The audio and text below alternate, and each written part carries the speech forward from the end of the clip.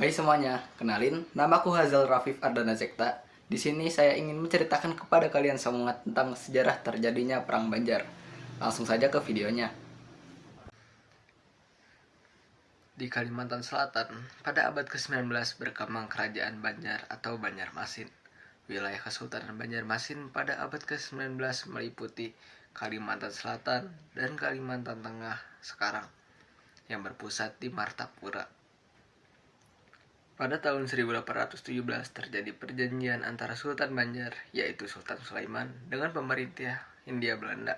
Perjanjian ini mengharuskan Sultan Sulaiman menyerahkan sebagian wilayah Banjar kepada Belanda, yang membuat wilayah kekuasaan Banjarmasin makin mengecil. Pada tahun 1852 terjadi konflik internal yang dipicu oleh intervensi Belanda. Hal ini bermula saat putra mahkota, yaitu Abdul Rahman, meninggal secara mendadak. Sementara Sultan Adam memiliki 3 putra sebagai kandidat pengganti. Di antaranya yang pertama Pangeran Hidayatullah, lalu yang kedua Pangeran Tabjidillah, dan yang ketiga Prabu Anom. Pada tahun 1857, Sultan Adam meninggal. Dengan sigap, Belanda mengangkat Tabjidillah sebagai sultan. Pengangkatan Pangeran Tabjidillah sebagai sultan menimbulkan protes dan kekecewaan dari berbagai pihak, dikarenakan ia memiliki perangai yang buruk.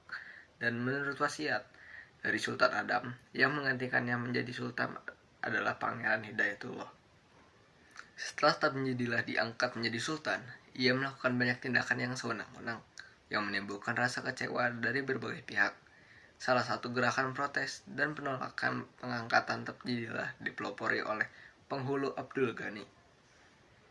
Dalam suasana yang penuh ketegangan, terjadi gerakan baru yang dinamakan Tambai Mekah atau Serambi Mekah, yang dipelopori oleh Aling, yang juga dikenal sebagai Penembahan Muning. Menurutnya, berdasarkan ilham atau firasat, bahwa nasib dari keselamatan Kesultanan Banjarmasin tergantung pada peran Pangeran Antasari.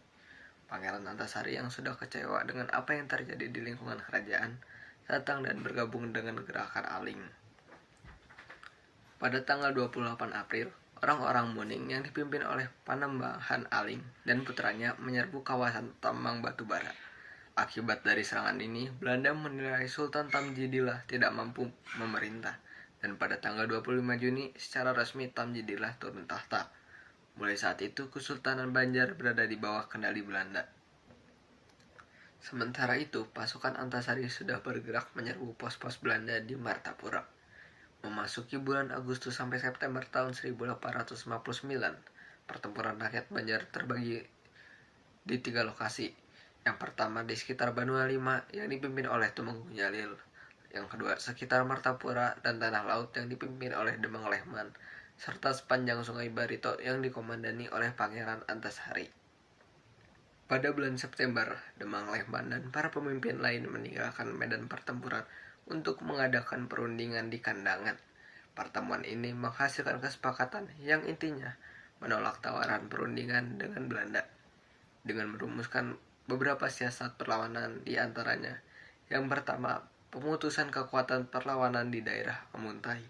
Yang kedua, membuat dan memperkuat pertahanan di Tanah Laut, Martapura, Rantau, dan Kandangan. Yang ketiga, Pangeran Antasari memperkuat pertahanan di Dusun Atas. Dan yang keempat, mengusahakan tambahan senjata. Setelah pertemuan itu, perlawanan terus berkobar di berbagai tempat. Untuk menghadapi itu, Belanda terus memperkuat pasukan dan membangun benteng-benteng pertahanan. Beralih ke perlawanan yang dilakukan oleh Pangeran Hidayatullah, beliau memusatkan perlawanan di Barabai yang dibantu oleh pasukan Demang Lehman. Menghadapi pasukan gabungan itu, Belanda di bawah GM Verspijk mengerahkan semua pasukan yang ada. Terjadi pertempuran yang sangat sengit. Namun karena ketidakseimbangan kekuatan tempur, maka Pangeran Hidayatullah dan Demang Lehman menarik mundur semua pasukannya. Kemudian mereka membangun pertahanan di Gunung Madang. Kemudian semua kekuatan Belanda dikerahkan untuk segera menangkap Pangeran Hidayatullah.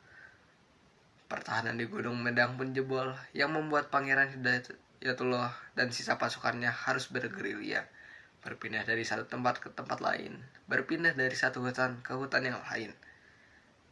Namun Belanda terus mengejar dan memperkecil ruang gerak pasukan Hidayatullah, yang akhirnya pada tanggal 28 Februari tahun 1862, Hidayatullah beserta keluarganya ditangkap dan diasingkan ke Cianjur, Jawa Barat. Sementara itu, Pangeran Antasari terus melanjutkan perlawanan terhadap Belanda dan diangkat oleh para pengikutnya sebagai pejuang dan pemimpin tertinggi agama Islam dengan gelar Panembahan Amiruddin Khalifatullah Mukminin.